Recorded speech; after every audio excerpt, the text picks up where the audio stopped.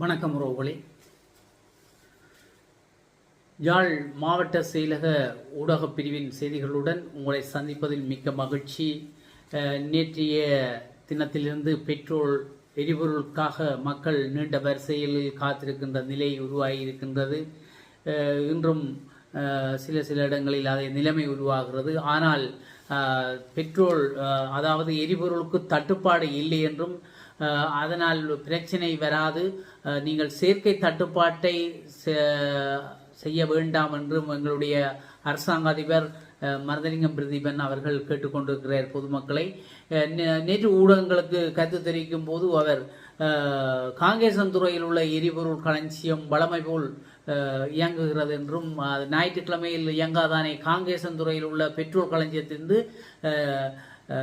இன்று எரிபொருள் நிலையங்களுக்கு பெட்ரோல் விநியோகிக்கப்படும் என்று சொல்லப்பட்டிருக்கிறது. அதாவது காங்கேசன்துறையில் உள்ள பெட்ரோல் களஞ்சியமானது வளமை போல் ஞாயிற்றுக்கிழமைகளில் மூடப்பட்டிருப்பதால் இன்றைய தினம், இன்றைக்கு 1ஆம் தேதி 3ஆம் மாதம் 2026, அதாவது நேற்று ஞாயிற்றுக்கிழமை மூடப்பட்டிருக்கின்றது. அப்போ இன்றைக்கு களஞ்சியத்தினை திறந்து எரிபொருள் நிலையங்களுக்கு பெட்ரோல்களை விநியோகத்தினை மேற்கொள்ளுமாறு கடற்தொழில் நீரியல் மற்றும் கடல் வளங்கள் அமைச்சரும் யாழ்ப்பாண மாவட்ட ஒருங்கிணைப்பு குழுவின் தலைவருமான கௌரவ ராமலிங்கம் சந்திரசேகர் அவர்களும் யாழ் மாவட்ட அரசாங்க அதிபர் திரு மருதலிங்கம் பிரதீபன் அவர்களும் மற்றும் இலங்கை பெட்ரோலிய கூட்டுத்தாபன தலைவர் திரு JASDS ராஜகர்ணா அவர்களிடம் நேற்றிரவு கோரிக்கை முன்வைத்தார்கள்.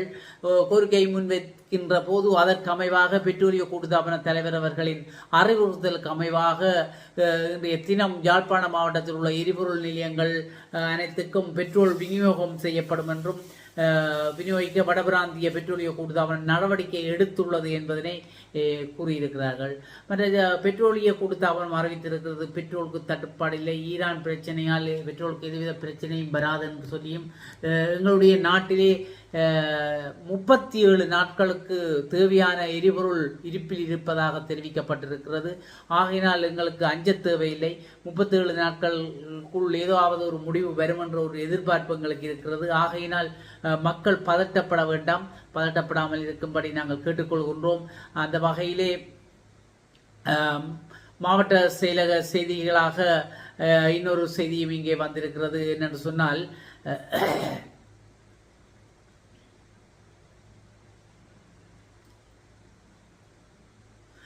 முதலீட்டாளர்களுக்கான அனுமதிகள் விரைவாக வழங்க நடவடிக்கை எடுக்கப்படும் என்று சுற்றாடல் அமைச்சர் தெரிவித்திருக்கின்றார். தேசிய சுற்றாடல் சட்ட திருத்த தொடர்பாக அரசாங்க உத்தியோகத்தர்களுக்கான தெளிவுபடுத்தல் மற்றும் கருத்தாய்வு சுற்றாடல் அமைச்சர் கௌரவ கலாநிதி தம்பிக்கப்பட்ட பெந்தி தலைமையில் கடற்தொழில் நீரியல் மற்றும் கடல் வளங்கள் அமைச்சரும் யாழ்ப்பாண மாவட்ட ஒருங்கிணைப்பு குழுவினுடைய தலைவருமான கௌரவ ராமலிங்கம் சந்திரசேகர் அவர்கள் வடமாகாண ஆளுநர் கௌரவ நாகலிங்கம் வேதநாயகன் அவர்களின் பங்கு பெற்றதுடன் இன்றைய தினம் 1ஆம் தேதி 3ஆம் மாதம் 2026 காலை 10:30 மணிக்கு மாவட்ட செயலக கேட்போர் கூடத்தில் நடைபெற்றிருக்கிறது. இந்த கலந்தாய்வில் பாராளுமன்ற உறுப்பினர் கௌரவ சண்முகநாதன் ஸ்ரீபவந்தராஜா, யாழ்ப்பாண மாவட்ட அரசாங்க அதிபர் திரு மருதலிங்கம் பிரதீபன், சுற்றாடல் அமைச்சின் ஆலோசகர் கலாநிதி ரவீந்திர காரியவசம் ஆகியோர் பங்கு பெற்றிருக்கிறார்கள். இந்த கலந்தாய்விலே வரவேற்புரையாற்றிய அரசாங்க அதிபர் அவர்கள் 1980ஆம் ஆண்டின் 47ஆம் இலக்க தேசிய சுற்றாடல் சட்டத்தினுடைய திருத்தம் தொடர்பாக இன்றைய கலந்துரையாடலுக்கு வருகை தந்துள்ள கௌரவ சுற்றாடல் அமைச்சர் கௌரவ கடற்தொழில் நீரியல் மற்றும் கடல் வளங்கள் அமைச்சரும் யாழ் மாவட்ட ஒருங்கிணைப்பு குழுவின் தலைவர் கௌரவ பாராளுமன்ற உறுப்பினர் உள்ளிட்டவர்களை வரவேற்றுக் கொண்டு தேசிய ரீதியான சுற்றாடல் பாதுகாப்பு திருத்தமானது முக்கியமான ஒன்றாக காணப்படுவதாகவும், நாட்டினுடைய அல்லது மாவட்டத்தினுடைய அபிவிருத்தியில் சுற்றாடல் சார்ந்த விடயங்களை ஒருங்கிணைந்த வகையிலே அபிவிருத்தி செய்ய வேண்டிய தேவைப்பாடு இருப்பதாகவும், சுற்றாடல் சார்ந்த செயற்பாடுகள் முக்கியமானதாக முதன்மையானதாக காணப்படுகின்றதாகவும், எவ்வாறான அபிவிருத்தியை மேற்கொள்ள வேண்டும் என்று நோக்கும் போது சூழலியல் சார்ந்த செயற்பாடுகள் அதிக கவனம் செலுத்த வேண்டிய தேவைப்பாடு காணப்படுவதாகவும் தெரிவித்திருக்கின்றார்.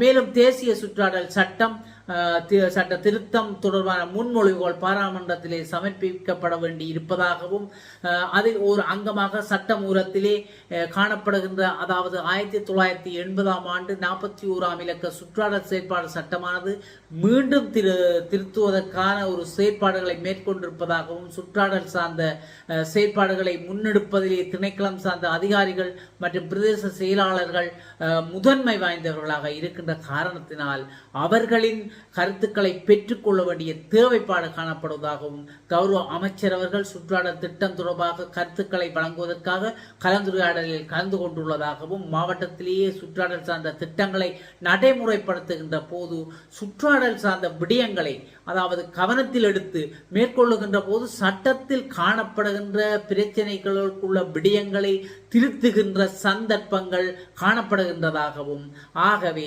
சந்தர்ப்பத்தை சரியான முறையிலே பயன்படுத்தி சட்டத்தில் அவ்வாறான திருத்தங்களை மேற்கொள்ள வேண்டும் என்று ஆலோசனை வழங்குமாறும் மாவட்ட தேசிய ரீதியாக சுற்றாடல் சார்ந்த பிரச்சனைகளுக்கு இது ஒரு தீர்வாக அமையும் என்றும் அரசாங்க அதிபர் மதலிங்கம் பிரதீபன் அவர்கள் தெரிவித்தார் என்று சொல்லப்படுகிறது.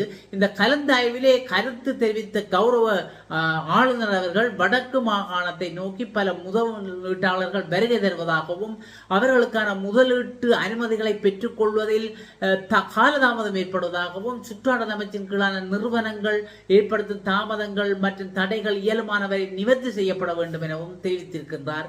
மேலும் சுற்றாடல் அமைச்சின் கீழான வனவள திணைக்களம் மற்றும் வன ஜீவராசிகள் திணைக்களம் காணிகள் தொடர்பாக கவனம் எடுக்க வேண்டும் எனவும் தெரிவித்திருக்கிறார். மேலும் அவர் எமக்கு அபிவிருத்தி அவசியம் எனவும் அதற்காக சுற்றாடல் சார்ந்த அபிவிருத்தி தேவை எனவும் தன்னார்வலர்கள் மற்றும் தனியார் நிறுவனங்கள் மரநடுகை திட்டங்களை இங்கு சிறப்பாக முன்னெடுத்து வருவதாகவும் தெரிவித்ததுடன் யாழ்ப்பாண மாவட்டத்தில் திண்ம கழிவகற்றல் தொடர்பாக கௌரவ ஆளுநரால் கருத்துக்கள் தெரிவிக்கப்பட்டிருக்கிறது. அந்த வகையிலே இந்த கலந்தாய்விலே கருத்து தெரிவித்த கடற்தொழில் நீரியல் மற்றும் கடல் வளங்கள் அமைச்சரும் யாழ்ப்பாணம் மாவட்டத்தின் ஒருங்கிணைப்பு குழுவின் தலைவருமான எங்களுடைய கௌரவர் ராமலிங்கம் சந்திரசேகர் அவர்கள் எமது மாகாணத்தின் சுற்றாடல் பிரச்சினை முக்கியமானது எனவும் தீர்க்கப்படாத பிரச்சனைகள் உள்ளன எனவும் சட்டவரைவு திருத்தம் தொடர்பான உங்களின் ஆக்கபூர்வமான கருத்துக்களை முன்வைக்குமாறும் கேட்டுக்கொண்டார். மேலும் சுற்றாடல் அமைச்சின் கீழான வனவள திணைக்களம், வன ஜீவராசிகள் திணைக்களம் மற்றும் கரையோர பேணல் திணைக்களம் ஆகியவற்றின் செயற்பாடுகள் தொடர்பில் மக்கள் அதிருப்தி அடைந்திருப்பதாகவும் தீர்க்கப்பட வேண்டிய பிரச்சனை இருப்பதாகவும் இத்திணைக்கள அதிகாரிகள் ஒத்துழைப்பு உரிய வகையில் இல்லை எனவும் தெரிவித்தார். இங்கு வரும் முதலீட்டாளர்கள் தமக்கான அனுமதியை பெற்றுக் கொள்வதில் காலதாமதம் ஏற்படுவதாகவும் ஒரு முதலீட்டாளர்களுக்கான அனுமதிகள் தொடர்பில் கூடிய கவனம் எடுக்க வேண்டும் எனவும் எந்த பிரதேசத்தில் முதலீடு செய்ய விரும்புகிறார்களோ அந்த பிரதேசத்தில் அந்த பிரதேச செயலகத்தின் பிரதேச செயலாளர் இது தொடர்பில் கூடிய கவனம் செலுத்தி முதலீட்டாளர்களை அவர்களுக்கான ஒருங்கிணைப்பினை மேற்கொண்டு பொறுப்பேற்குமாறும் கேட்டுக்கொண்டிருக்கின்றார் அமைச்சர் அவர்கள்.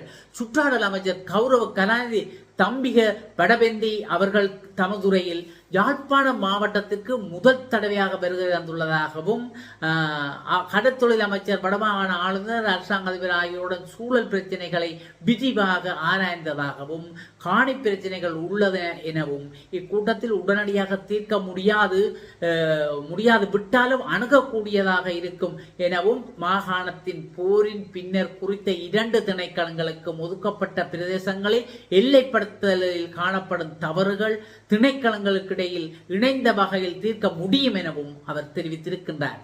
மேலும் வடக்கு மற்றும் கிழக்கு மாகாணங்களில் நிலவும் காணி பிரச்சனைகளுக்கு நிரந்தர தீர்வு காண்பதற்காக கடந்த ஆகஸ்ட் மாதம் விசேட அமைச்சரவை உபகுழு ஒன்று நியமிக்கப்பட்டது என்றும் இந்த உபகுழு தற்போது மாவட்ட ரீதியாக தரவுகளை சேகரித்து வருவதுடன் எதிர்வரும் 6 மாதங்களுக்குள் இது தொடர்பான தனது இறுதி அறிக்கையை சமர்ப்பிக்க உள்ளதாகவும் அவர் தெரிவித்திருக்கின்றார்.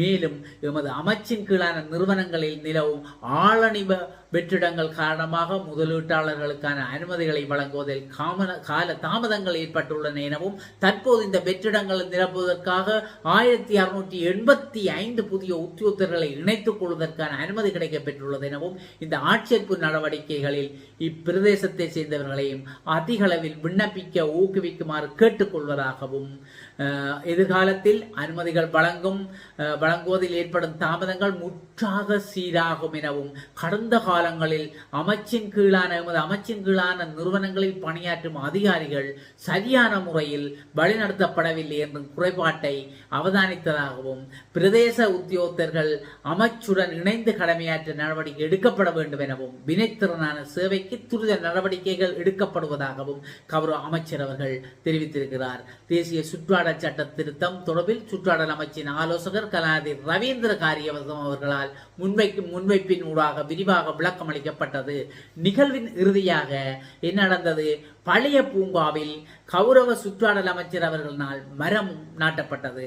இந்த கலந்தாய்வில் மேலதிக அரசாங்க அதிபர் காணி, பிரதம பொறியியலாளர், உதவி மாவட்ட செயலாளர், பிரதேச செயலாளர்கள், கடற்கரை பாதுகாப்பு முகாமைத்துவ வளங்களின் பொறியியலாளர்கள், அரச மர கூட்டுத்தாபன பிராந்திய முகாமையாளர், நீர் வளங்கள் சபையினுடைய மாகாண முகாமையாளர், மாவட்ட வனவள ஜீவராசிகள் திணைக்களத்தின் பிராந்திய முகாமையாளர்கள், அரச திணைக்களங்களின் சுற்றாடல் சார் அதிகாரிகள், மாகாண மட்ட அதிகாரிகள் உள்ளிட்டவர்கள் கலந்து கொண்டு சிறப்பித்திருக்கிறார்கள்.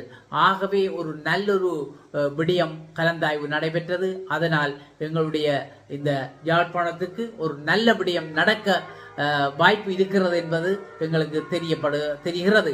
ஆகையினால் இந்த சுற்றாடல் அமைச்சருடைய அந்த மரநாட்டு விழாவும் பழைய பூங்காவில் நடைபெற்றது ஒரு சிறப்புக்குரியதாக இருக்கிறது. இதுவே எங்களுடைய யாழ்ப்பாண மாவட்ட செயலகத்தின் ஊடக பிரிவின் செய்திகளாக நான் உங்களுக்கு தந்ததில் மிக மகிழ்ச்சி அடைகிறேன். மீண்டும் மாவட்ட செயலக ஊடக செய்திகளுடன் உங்களை சந்திக்கும் வரை உங்கள் அனைவரிடமிருந்து விடைபெற்றுக் கொள்வது உங்கள் அன்பின் முருகன். நன்றி, வணக்கம்.